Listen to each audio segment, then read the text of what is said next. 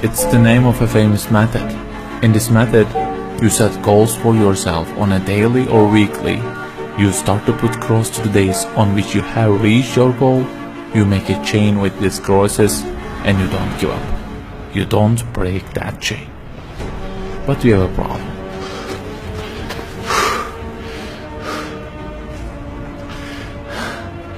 Personal development specialists say that we should have goals.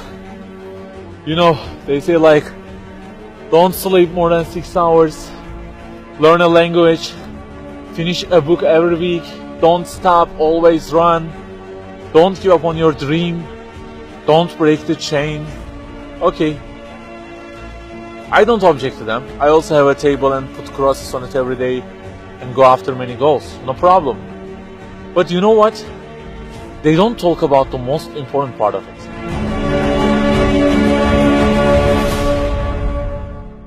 Let me give you a simple mathematical example. Try to imagine that you are adding numbers, and imagine that the numbers you have added up to this year is, for example, 35 in total, and you start from this year. For example, you will add 4 in this year, and then add 8 in next year, and it goes on. And there is an unknown time which counts down, and when it ends, you can't add any other number. Okay, you start the addition. Plus 4, plus 8, plus 7, plus 3. You add ambitiously, you keep adding and adding. Plus 6, plus 5, and okay, they say time is over. Then you realize that you have added the numbers into a giant parenthesis, and there is a zero multiplication at the end of it. It wipes out all the numbers you have added all those years, and the result becomes 0.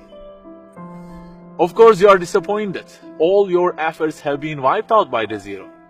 A regret arises inside of you. You say, I wish I had seen the whole picture at the beginning and realized that 0 and changed it with 1 before I started the addition.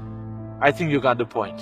Okay, guys, you may have goals for this year and afterwards. Learning a language, finishing a book every week, increasing your monthly income to $15,000, not sleeping more than 6 hours, etc. But for what? For what do we set goals exactly? Why don't we break the chain? If it is just for a more comfortable or a more respectable life, remember that all this will already be 0 with death. The death will wipe out all of them. The person who knows English will be equal with the one who doesn't know. The one who earns more will be equal with the one who earns less. The one who can reach his goals will be equal with the one who can't. So, if at the end of it, the death will 0 everything, so what is the meaning of adding more numbers with an ambition? It just increases the degree of the disappointment that you will feel. So the logical thing is seeing the whole picture at the beginning. In this life journey, which will end in an unknown time, my first job must be to prevent death from being 0. Well, can I really prevent death from being 0? I mean, since everything will leave my hands and will be lost, is there any other way that would transform them into something eternal? I mean, isn't there any kind of stamp for eternity that would impress all of the things that I possess and say, look, there is a seal on them and you can't wipe them out, okay? They will remain forever. The only one to say such a thing is the owner of the everything. And he says, كُلُّ شَيْءٍ هَالِكٌ. Everything, the languages you learn, the money you earn, the books you read, everything will be perished, إِلَّا وَجْهَهُ, except their way towards Him. So the creator of our life says, if your intention is towards Allah, if the thing you do is for His acceptance, it won't disappear, it will be transformed into eternity in paradise. So learning a language, finishing a book every week, being rich, everything, if they are towards Him and for His sake, eternity stamp being pressed on them. For example, in this year, I will study English for 10 minutes daily. For what? Because serving Islam in the field of English is so important, and I want to gain acceptance of my Lord with it. That 0 has turned into 1. This year, I will finish a book every week. Why? Because this is the way of being a more sophisticated person and serving Islam better, and Allah who is eternal will be pleased with it. Good news, that 0 has turned into 1 because now His acceptance is your intention. I aim increasing the income of my company to $150,000. For what? Because I will spend that money on spreading the message of the Quran to the whole world and the publications that would please Him. you have exterminated the zero because now your goal is towards him. We add and add like this through our lives, and they don't end with death.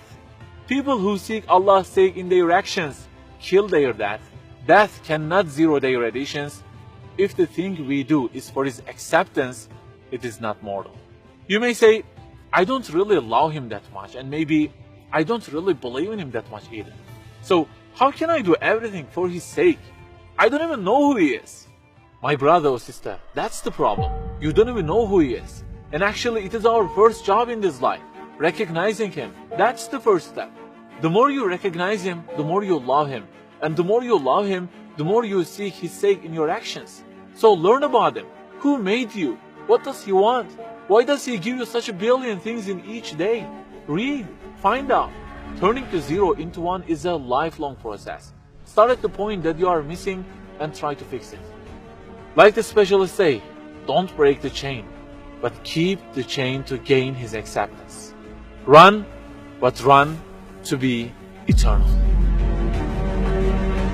An unknown time counts down, and before starting to add the numbers, the first thing you have to do is to remove that zero. Otherwise, everything you added will be wiped out.